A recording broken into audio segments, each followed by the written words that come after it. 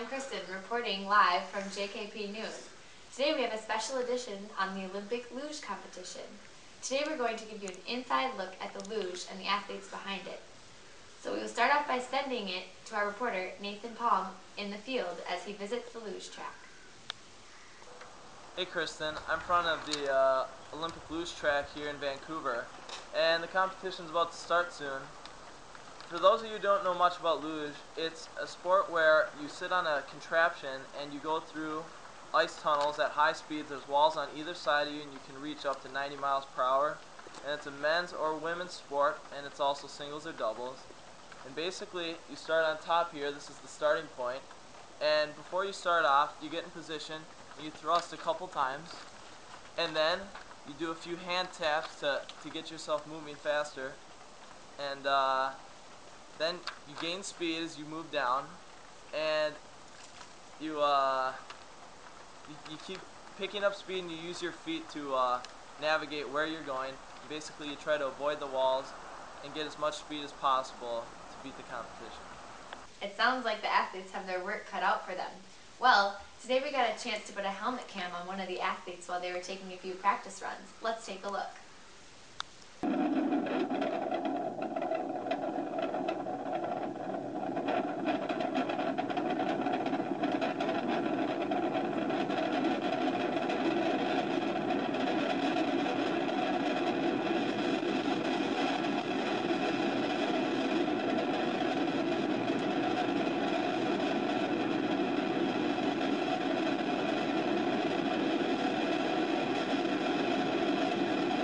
Well, now we're going to send it back to Palm because I just got word that he's with American racer Mason Punel.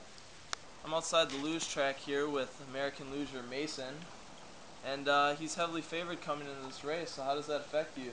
You know, mentally not really at all, because, you know, first Olympics last year, no one really knew who I was or cared, and took silver, so favorites mean nothing to me. It's all about who shows up to race. Alright, very true, good perspective. So what can you tell us about riding on one of these luge contraptions? It's all about the physics, my friend. The first thing we rely on is force and inertia to get me down the ramp. So I do a couple thrusts and stuff, you know. Then once you get moving, you kind of rely on the gravity to kind of pull you down, which it does. Then you got to kind of keep a tight form because you get that aerodynamic drag from all the wind. So like, that's why we wear these sweet speed suits. You know, friction on the blades. I guess the last thing would be the G-force going around the turns. You can experience up to 3 Gs, so you got to be pretty strong to do that. And what up, Scheffler? And then you have to, you know, just keep your form. Best time wins. All right, could we see a test run? Yeah, I guess.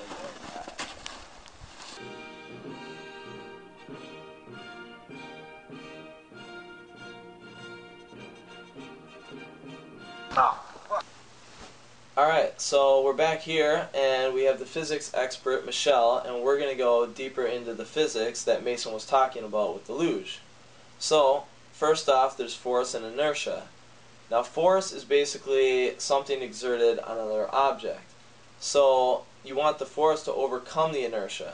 Now inertia is when an object wants to remain in motion if it's moving, or remain in rest if it's not. So basically, the force he uses is when he thrusts himself in the beginning, because he wants that to overcome the inertia, and that's basically describing what Newton's first law is: staying in motion or staying at rest. The second thing is when the slope begins, the slider lies down on the sled and lets gravity take over. In the luge, higher weight means greater speed. The greater the weight of the athlete, the greater the force of gravity pulling him down on the track. On the luge, it has a downward slope, and gravity wants to bring that rider to the lowest point, so it pulls the rider to the lowest point. So the next thing is friction. And friction is basically the resistance on the track. And the friction wants to slow the sled down because it's between the ice and the blades on the sled.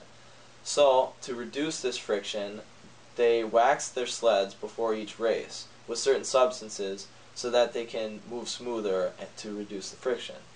Now something else related with friction is the aerodynamic drag, and that's basically wind resistance or air friction. And what that is it slows them down because of the drag through the wind. So what they do is they wear skin-tight suits they're slick, and basically the air moves past them easier, and also with the sled through the design. So they use this to reduce the aerodynamic drag so they can move quicker. The last thing that the luge has to do with physics is the g-force. G-force is basically a force acting on the body that has to do with acceleration or gravity.